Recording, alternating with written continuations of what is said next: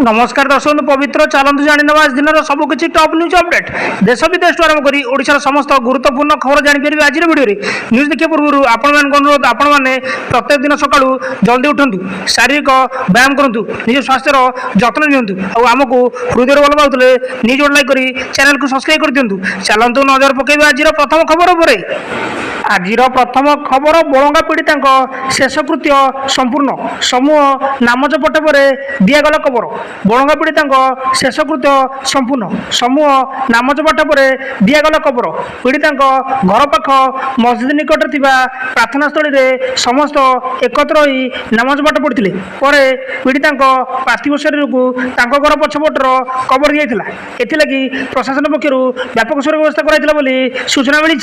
परवर्ती खबर 1,67,000 कृषक पाइले पीएम किसान किस्ती जाजपुर जिलार 1,66,462 जन कृषक 2000 हिसाब से पीएम किसान सम्मान निधि सहायता प्राप्त कर संस्कृति भवन ठारे जिला स्तरीय समारोह जिलापाल अंबरकर अध्यक्षतार अनुष्ठित होता समय मंत्री प्रदीप बलवंत सामंत एथिरे मुख्य अतिथि भाव में योगदान करते जिलार 100 जन हिताधिकारी कार्यक्रम में उपस्थित रही यूपीर वाराणसी प्रधानमंत्री द्वारा किस्ती लोकार्पणर सीधा प्रसारण दर्शन करते मुख्य जिला कृषि अधिकारी अरुण कुमार बेहरा तथा कृषि विज्ञान केन्द्र मिलित सहयोग कार्यक्रम आयोजित होता सूचना मिली। परवर्ती खबर पुणी श्रीमंदिर भितर युवकठार हिडन कैमेरा जबत पुणी श्रीमंदिर भितर जड़े युवकठार हिडन कैमेरा जबत सिंहदर थाना पुलिस श्रीमंदिर भितर हिडन कैमेरा जबत कर जन को अटक रखी पचराचर करटक व्यक्ति जन कले गुजराटर विपुल पटेल निज चषमार स्पाई कैमेरा लगाई श्रीमंदिर भितर को जाते विपुल तेज अटक व्यक्ति को टाउन थाना को नहीं पुलिस अधिक पचराचर जारी रखी संप्रत व्यक्ति क्यों सेवक जाते ना से एकुटिया एभली कार्य कर पुलिस तदंत कर सूचना मिली। परवर्ती खबर 6 रु राज्य में वर्षा बढ़ 6 तारिख रु राज्य में वर्षा बढ़ केन्दुझर मयूरभंज गजपति गंजाम और रायगढ़ में प्रबल वर्षा होवर संभावना अच्छी आभ्यंतर ओडिशा और दक्षिण ओडिशा भी घड़घड़ी सह वर्षा हो 6 बालेश्वर भद्रक जाजपुर केन्द्रापड़ा कटक जगतसिंहपुर पुरी खोर्धा समेत पश्चिम ओडिशा और दक्षिण ओडिशार विभिन्न जिले में घड़घड़ी सह वर्षा हो सूचना मिली। परवर्ती खबर बड़ घोषणा कले मुख्यमंत्री राज्य में आदर्श विद्यालय लोकसभा भवन में मुख्यमंत्री मोहन चरण माझी बड़ घोषणा कर राज्य में प्रथम पर्यायर 835 आदर्श विद्यालय निर्माण हो गोदावरी मिश्र आदर्श प्राथमिक विद्यालय समीक्षा बैठक में सूचना देते मुख्यमंत्री प्रत्येक पंचायत हेडक्वार्टर में गोटे लेखाए आदर्श स्कूल निर्माण हो प्रत्येक विद्यालय 7 कोटी टंका पर्यंत व्यय अटकल रखाई दुर्गम अंचल पिला जावासवा मागणा परिवहन सुविधा कर सूचना मिली। परवर्ती खबर राज्य में खोल 8टी नुआ एडीजे कोर्ट प्रकाश पाइला विज्ञप्ति अनुसार नुआ एडीजे कोर्ट गुड़िक बांकी रणपुर बाणपुर वासुदेवपुर पिपिली तालचेर राजरंगपुर और जी उदयगिरी प्रतिष्ठा हो या सहित दुर्नीति मामला 3टी नुआ विजिलेंस कोर्ट केन्द्रापड़ा नयागढ़ और पुरी स्थापन कर विज्ञप्ति अनुसार कोर्ट गुड़िक आवश्यक भित्तिभूमि और कर्मचारी नियुक्ति प्रक्रिया शीघ्र आरंभ हो ओडिशा कोर्टर सहयोग में कोर्ट गुड़िक चालू करने योजना चूड़ांत हो राज्य में न्याय व्यवस्था को अधिक प्रभावी कर आशा कर सूचना मिली।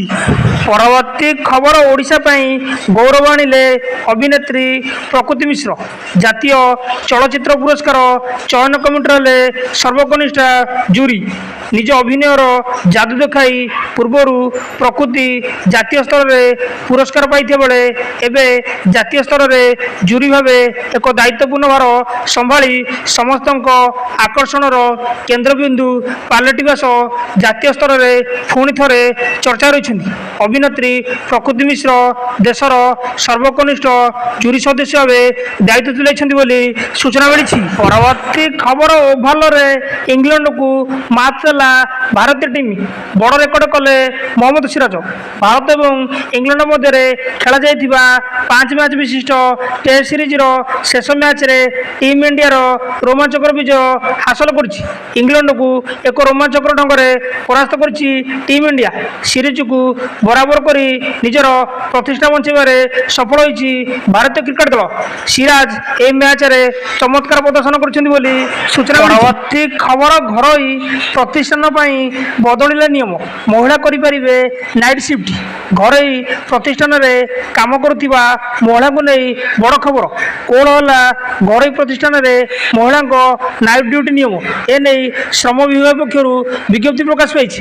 ଲିଖିତ ଭାବେ ସହମତି ପତ୍ର ଦେଇ ରାତିରେ କାମ କରିପାରିବେ ମହିଳା କର୍ମଚାରୀ ବୋଲି ସୂଚନା। ପରବର୍ତ୍ତୀ ଖବର, ସେପ୍ଟେମ୍ବରରୁ ଚାଲିବ ଦେଶର ପ୍ରଥମ ବନ୍ଦେ ଭାରତ ସ୍ଲିପର ଟ୍ରେନ୍। 2 ଘଣ୍ଟା 7 ମିନିଟ୍ରେ ମୁମ୍ବାଇରୁ ଅହମ୍ମଦାବାଦ ଟ୍ରେନ୍ ଯାତ୍ରା କରୁଥିବା ଲୋକଙ୍କ ପାଇଁ ଖୁସି ଖବର। ବନ୍ଦେ ଭାରତ, ନମ ଭାରତ ଏବଂ ଅମୃତ ଭାରତ ପରେ ଏବେ ବନ୍ଦେ ଭାରତ ସ୍ଲିପର ଟ୍ରେନ୍ରେ ଚାଲିବ।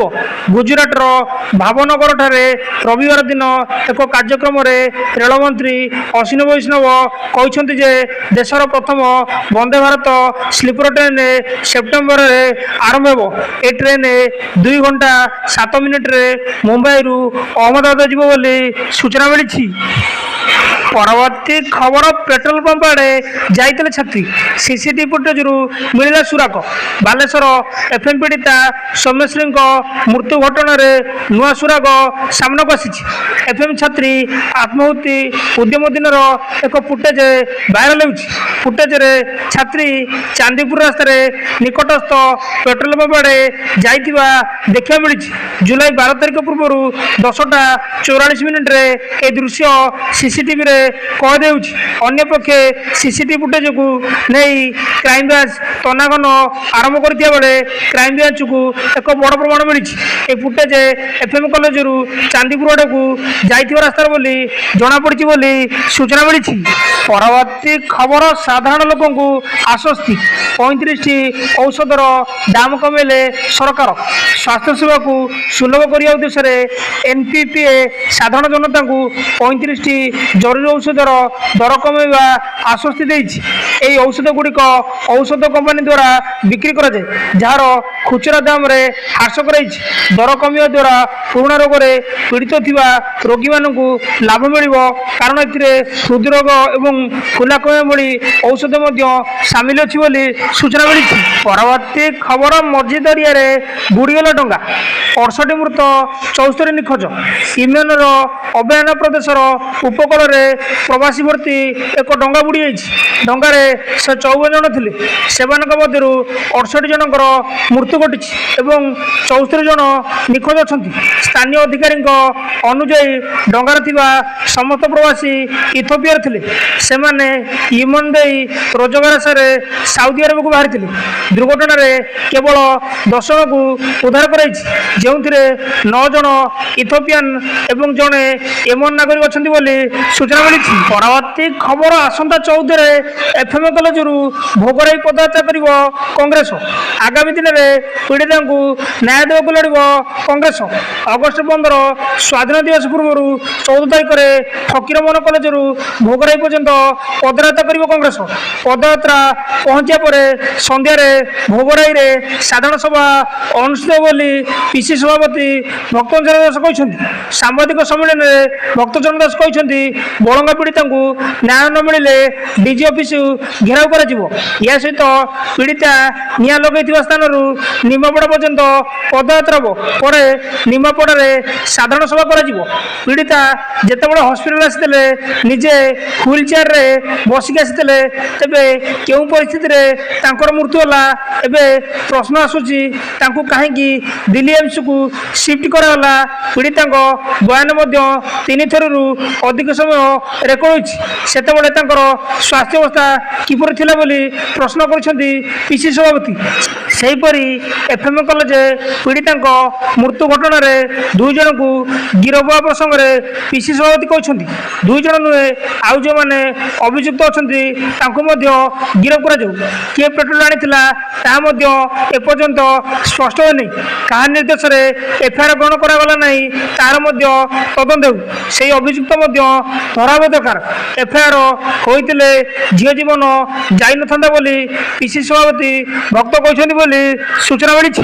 ପରବର୍ତ୍ତୀ ଖବର ହଷ୍ଟେଲରେ ରହୁଥିବା ସ୍କୁଲ ଛାତ୍ରଛାତ୍ରୀଙ୍କୁ ମିଳିବ ଡିଜିଟାଲ ହେଲ୍ଥ କାର୍ଡ କହିଲେ ମନ୍ତ୍ରୀ। ହଷ୍ଟେଲରେ ବାସ କରୁଥିବା ଛାତ୍ରଛାତ୍ରୀଙ୍କ ସ୍ୱାସ୍ଥ୍ୟାବସ୍ଥା କିପରି ଭଲ ରହିବ ସେ ନେଇ ସରକାର ନୂଆ ଉପାୟ ବାହାର କରିଛନ୍ତି। ଏଣିକି ହଷ୍ଟେଲରେ ରହୁଥିବା ସ୍କୁଲ ଛାତ୍ରଛାତ୍ରୀଙ୍କୁ ଡିଜିଟାଲ ହେଲ୍ଥ କାର୍ଡ ପ୍ରଦାନ କରିବେ ରାଜ୍ୟ ସରକାର। ଡିଜିଟାଲ ହେଲ୍ଥ କାର୍ଡ ମାଧ୍ୟମରେ ଜାଣିହେବ ଛାତ୍ରଛାତ୍ରୀଙ୍କ ସ୍ୱାସ୍ଥ୍ୟାବସ୍ଥା ବୋଲି ସୂଚନା ମିଳିଛି। ନ୍ୟୁଜ୍ଟି ଏଇଠି ସମାପ୍ତ ହୋଇଛି। ନ୍ୟୁଜ୍ଟି ଭଲ ଲାଗିଥିଲେ ଆପଣମାନଙ୍କ ଅନୁରୋଧ ନିହାତି ଭାବେ ନ୍ୟୁଜ୍ ଗୋଟେ ଲାଇକ୍ କରି ଚ୍ୟାନେଲକୁ ସବସ୍କ୍ରାଇବ୍ କରିଦିଅନ୍ତୁ ଆଉ ଆପଣଙ୍କ ସ୍ୱାସ୍ଥ୍ୟର ଯତ୍ନ ନିଅନ୍ତୁ। ଧନ୍ୟବାଦ।